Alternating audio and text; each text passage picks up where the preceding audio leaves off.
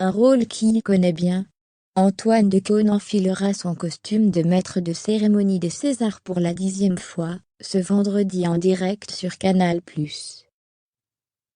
Personnalité incontournable du PAF, il est présent depuis plus de 30 ans sur la chaîne cryptée, où il a rencontré celle qui partage sa vie, la journaliste Daphné Roulier. Et leur mariage, célébré en 2007, ne s'est pas vraiment déroulé, comme il l'avait espéré. Un mariage complètement inattendu.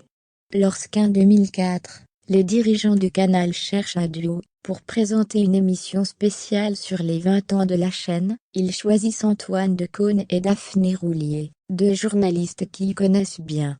Celui qui a déjà présenté les Césars 4 fois à l'époque, et qui s'apprête à recommencer pour la 10e fois ce vendredi soir, n'est pas très enthousiaste.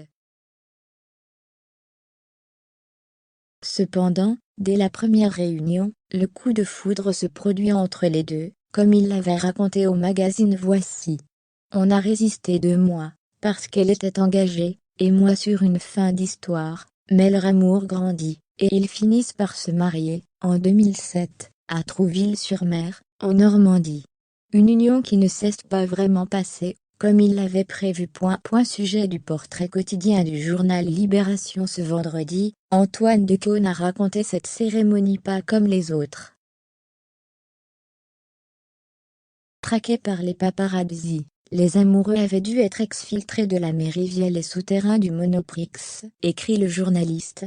Une véritable scène de film dans une ville importante pour la qualité de José Garcia. En effet, il y a passé toutes les vacances avec sa mère, et il possède une maison.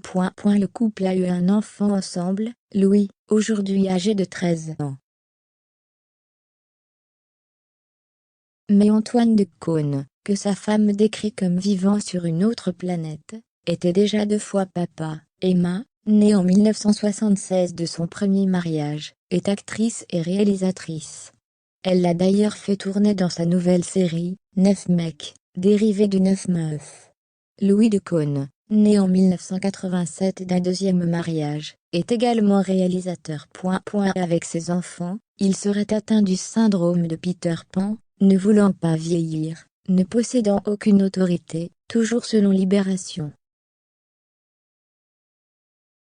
Pour autant sa fille Emma le place, toujours aujourd'hui, sur un piédestal et le remercie de lui avoir donné le virus de la musique. Pendant plusieurs années, elle avait d'ailleurs présenté une émission sur le sujet, sur Canal+. Et il semblerait qu'elle-même ait transmis le talent familial. Sa propre fille Nina, née en 2001 de son mariage avec le chanteur Sinclair, a fait ses premiers pas d'actrice dans la série 9 meufs.